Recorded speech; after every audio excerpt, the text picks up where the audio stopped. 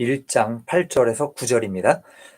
제가 읽겠습니다. 딸 시온은 포도원의 망대같이 참외밭의 원두막같이 에워싸인 성읍같이 겨우 남았도다. 만군의 여호와께서 우리를 위하여 생존자를 조금 남겨두지 아니하셨다면 우리가 소돔 같고 고모라 같았으리로다. 아멘.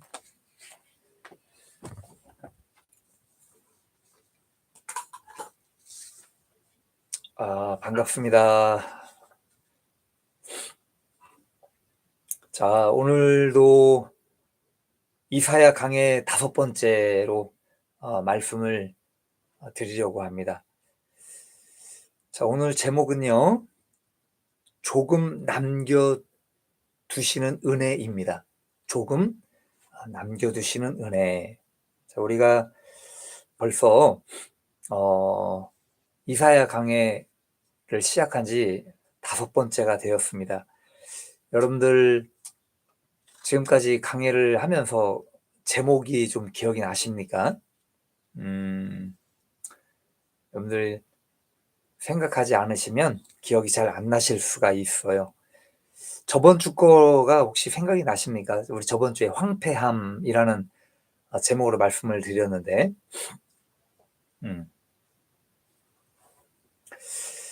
자, 오늘은 어떤 내용인지 우리가 좀 말씀을 좀 한번 살펴보고자 합니다.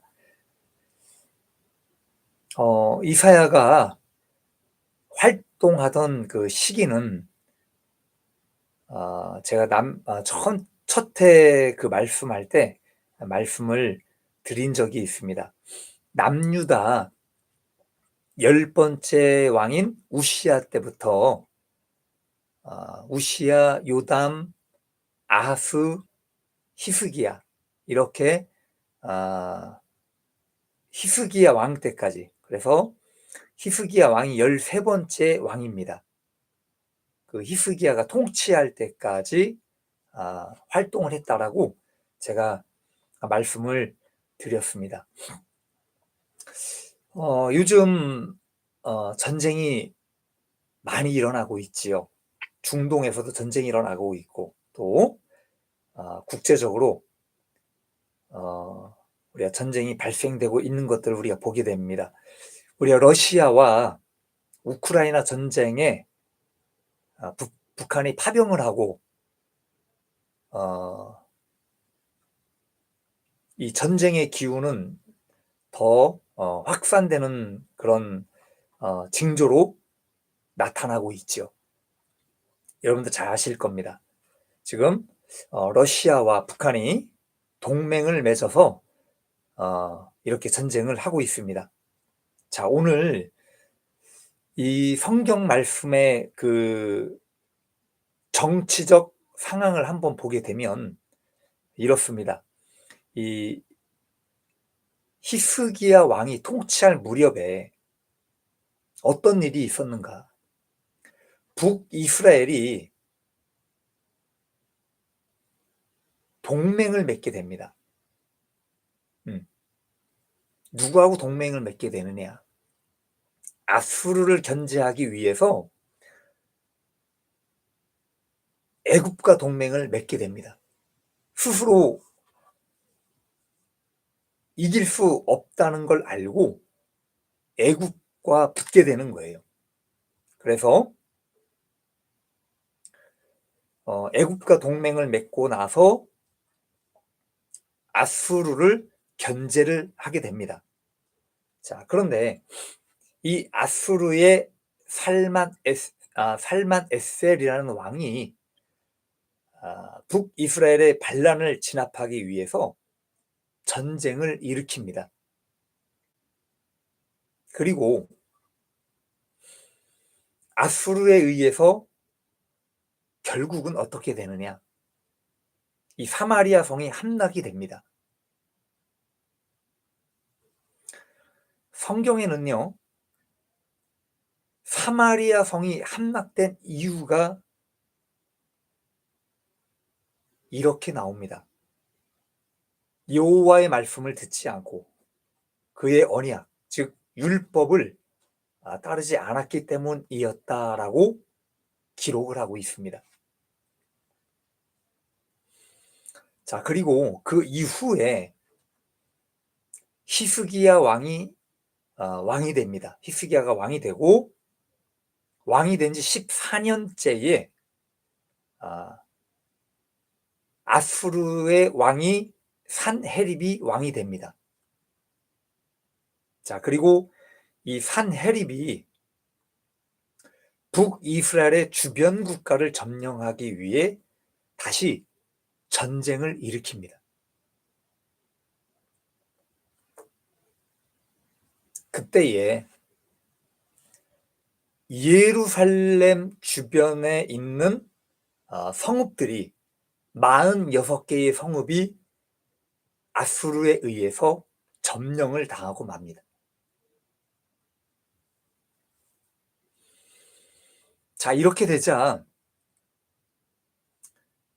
히스기야 왕이 어떤 일을 하냐면요, 이 아수르에게 은 300달란트와 금 30달란트를 바치게 됩니다. 금 한 달란트가 얼마 정도의 가치를 하느냐, 지금으로 말하면 한 달란트가 금 한 34kg 정도 된다고 합니다. 그러니까 여러분들 환산을 한번 해보십시오. 얼마나 값어치가 있는지. 자, 그런데 산헤립이 그 뇌물을 받고 나서도 성에 차지 않아요. 그래서 아수르 군대를 다시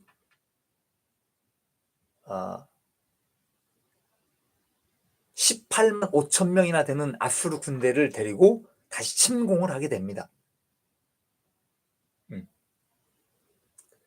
그때에 히스기야 왕이 하나님의 성전 앞에 엎드려 기도를 하게 됩니다. 그 기도와 간구를 들으신 하나님께서 아수르의 군사 18만 5천 명이 전멸하게 되는 역사를 일으켜 주십니다. 그리고 전쟁에서 패한 이 산헤립은 어떻게 되는가? 본국으로 돌아가서 자기가 섬기는 신에게 경배를 하다가 자기 아들들에 의해서 살해를 당하게 됩니다. 이 내용이 산헤립의 비문에 기록이 되어 있습니다. 여러분, 제가 지금 그 당시에 배경을 말씀을 드렸습니다. 왜냐하면 오늘 이 본문의 말씀은요, 이 일들이 일어나게 될 것에 대한 예언의 말씀을 이사야 선지자가 기록을 한 거예요. 오늘 이 8절 9절의 말씀은 예언의 말씀입니다. 이런 일들이 벌어질 것이다 라는 내용을 기록한 거예요. 자, 오늘 이 본문의 말씀을 우리가 다시 차근차근 한번 읽어보려고 합니다. 여기 보면 딸 시온이라는 말이 나옵니다. 딸 시온은, 여러분, 시온이라는 말씀은요, 하나님께서 거하시는 곳이라는 대명사로 쓰이게 되는 단어예요. 하나님의 보호가 있고 하나님의 임재가 있고 그리고 하나님의 약속이 있는 예루살렘을 이야기하는 내용입니다. 이 예루살렘이 어떻게 된 것이냐, 지금 오늘 말씀처럼 포도원의 망대같이 그리고 참외밭의 원두막같이 남아있다는 이야기예요.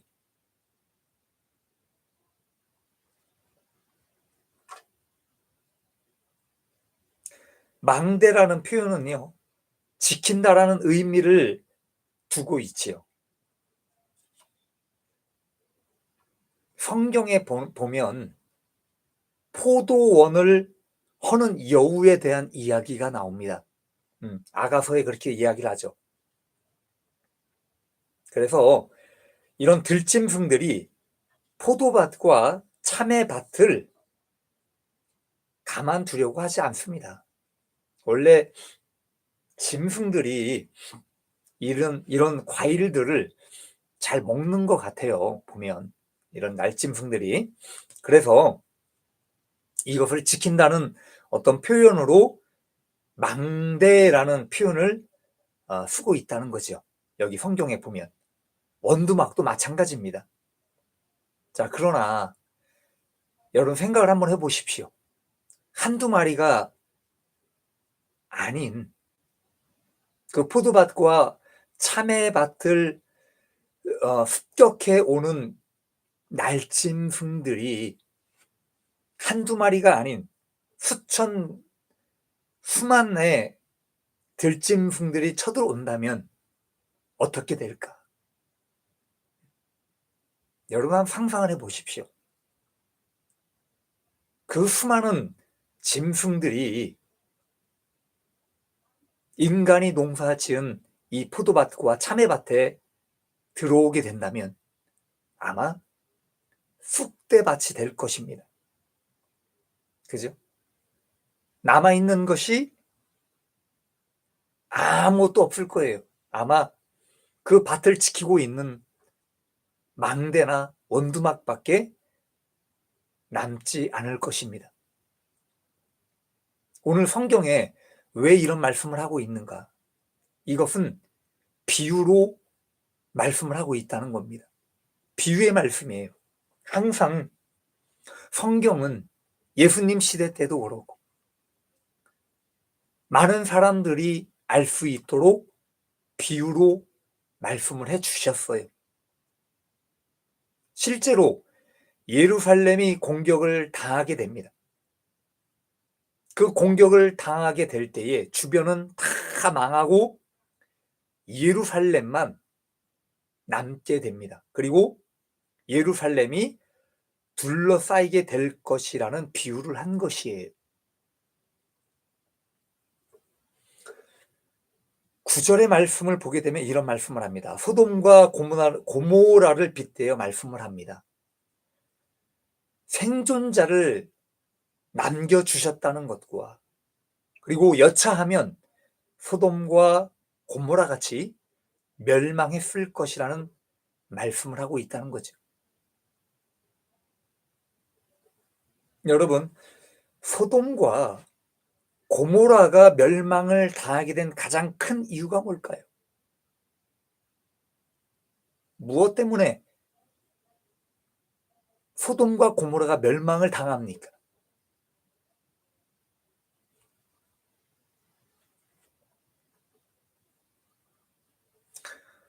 그 이유는 성적인 타락이었어요. 동성연애가 성행을 했습니다. 자, 그리고 성경을 자세하게 보십시오. 롯은요, 자기를 방문한 천사들을 돕기 위해 자기 집에 찾아온 남자들에게 자신의 딸들을 내어줍니다. 성경에는 두 딸에 대해서 이야기를 하지만 정황상으로 보면 더 많은 딸들, 즉 정혼하지 않은 두 딸에 대해서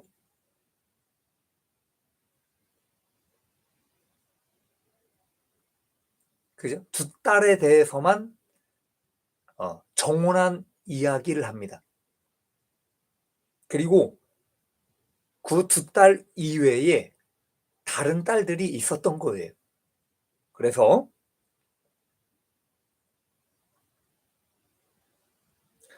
정혼하지 않은 그 딸들을 천사를 찾아온 사람들에게 내어주게 되었다는 이야기예요.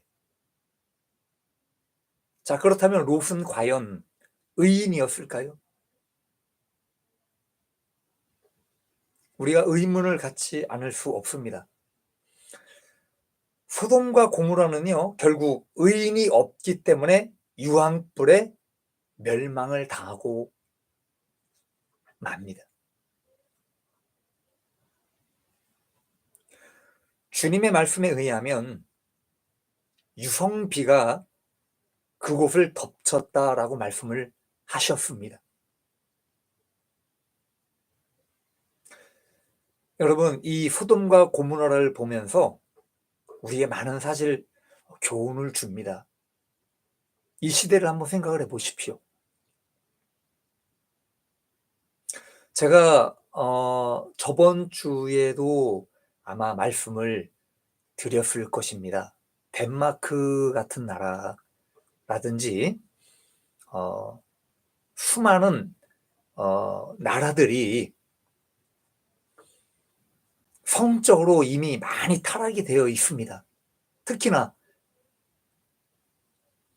선진국 같은 나라들이 얼마나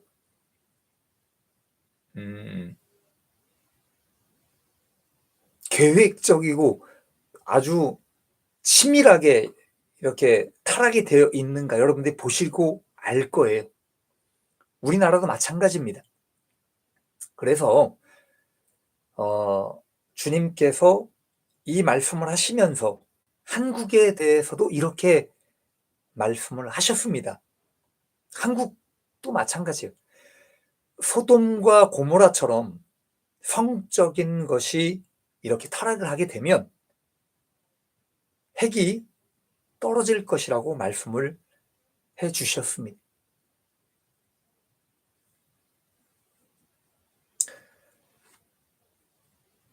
여러분, 오늘 이 말씀을 생각하시면서 우리가 좀 정리해 보려고 합니다.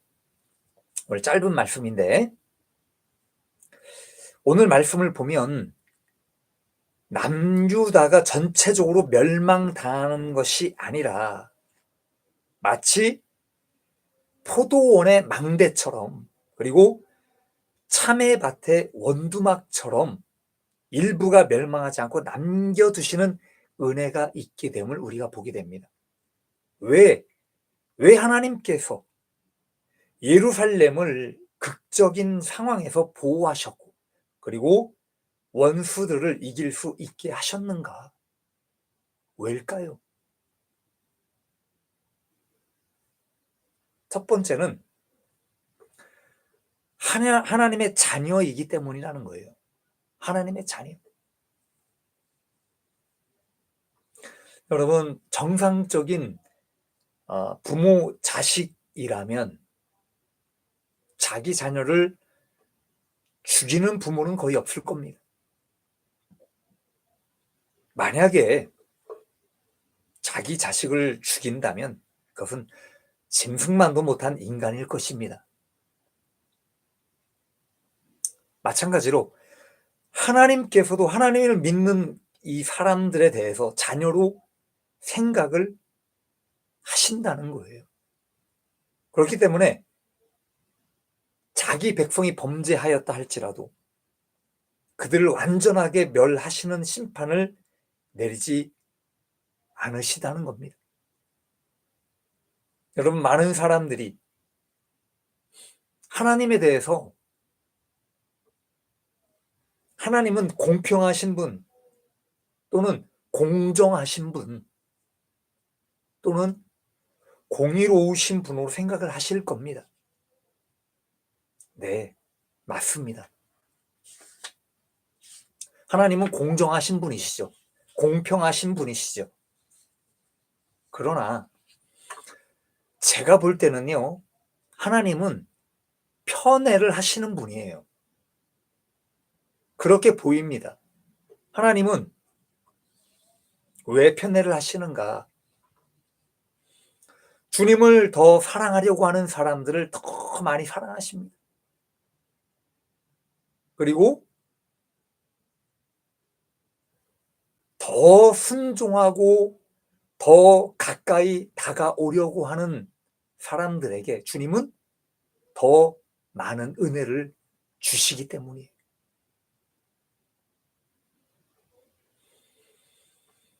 주님을 배반하지 않는 사람들에게 주님은 내 사람으로 인정을 해 주십니다.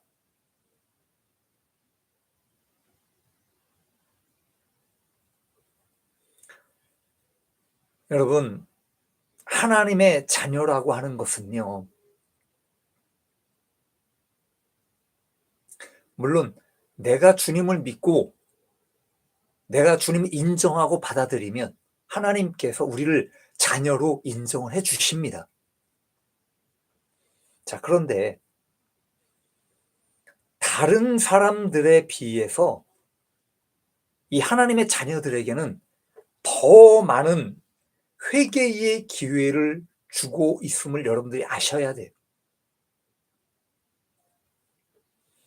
여기 이사야 선지자를 통해서 하나님을 잘 모르는 사람들에게 하나님께서 너희들을 사랑해서 앞으로 이런 일들이 일어날 것이니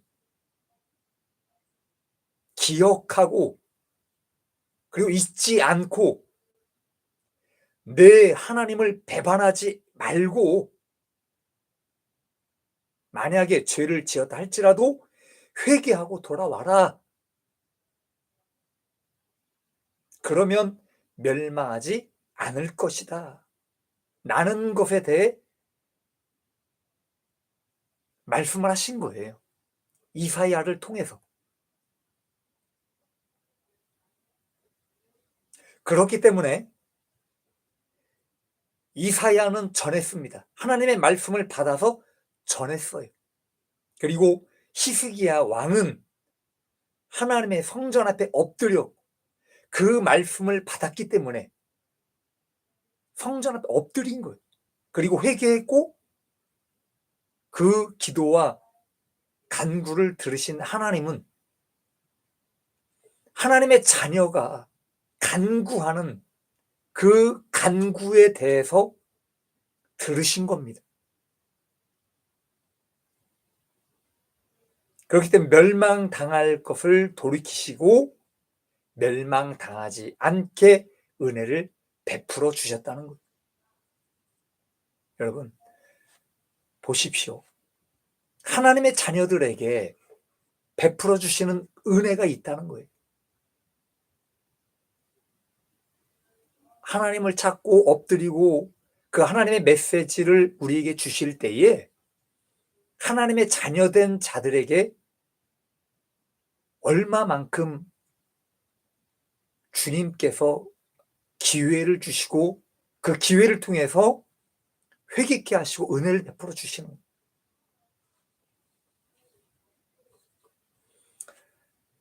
그리고 가장 중요한 것은 우리에게 남겨주시는 은혜가 있기 때문이라는 겁니다. 남겨주시는 은혜가 있다. 다른 지역이 황폐화되는 가운데서도 예루살렘이 보호되는 것을 보게 됩니다. 자, 그런데 예루살렘이 보호되는 것은요, 다른 곳보다 의롭기 때문이 아니에요. 오히려 타락의 중심지였습니다. 타락한 지도자들이 더 많이 사는 곳이 바로 예루살렘이었어요. 자, 그러나 이런 곳이었지만 다시금 하나님의 이름을 붙잡을 때 하나님의 은혜와 보호가 임하게 됩니다. 하나님을 붙잡을 때, 주님께 엎드릴 때, 그렇게 부패하고 썩어지고 변질됐어도 다시금 내가 주님께 엎드릴 때에 하나님의 보호가 임하게 됐다는 것. 우리는 이것을 보면서 무엇이 생각이 되는가? 십자가를 생각하게 되는 거예요.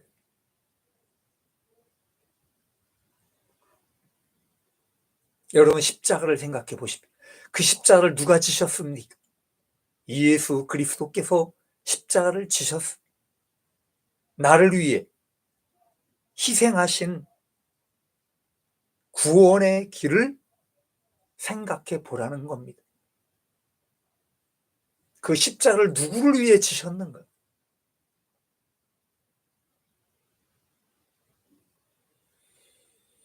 여러분, 이 세상 살아가면서 우리는 나라는 존재를 한번 생각을 해 보십시오.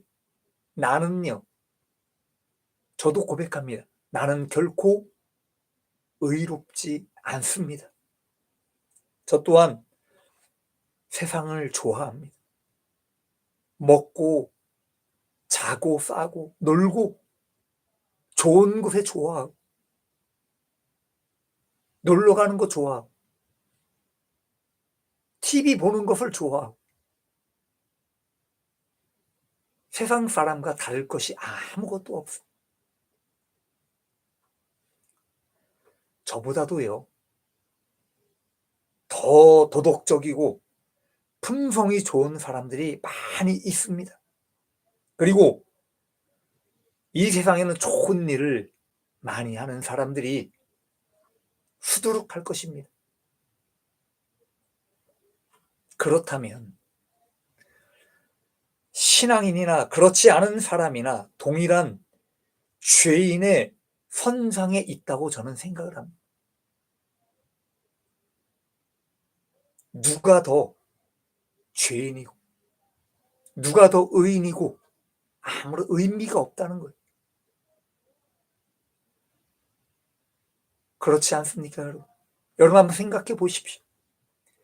여러분들이 아무리 신앙생활을 잘 한다라고 했지만 그렇게 살아오지만 때로는 죄를 짓는 죄인이라는 거.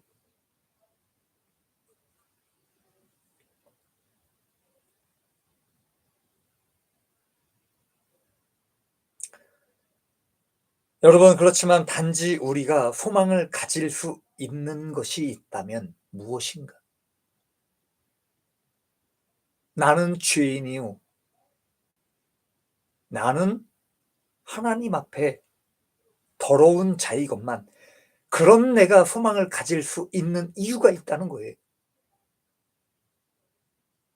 그 십자가 위에서 내가 죄인으로서 죽어야 할 죄를 대신 담당하신 그리고 희생하신 그 주님을 믿음으로 말미암아 죄 사함을 받을 수 있기 때문이라는 것.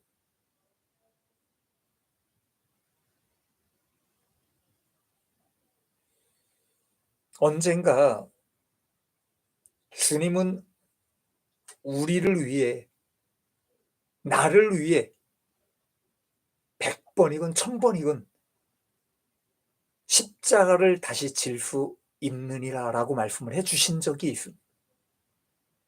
우리를 살리기 위해. 나를 살리기 위해서라면 주님은 무엇이든 하실 수 있다라고 하셨어요.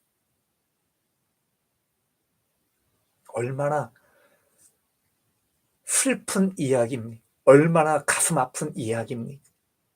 여러분, 우리의 죄로 인해서 그 죄로 우리가 짓는 죄 때문에 주님을 십자가에 못 박는.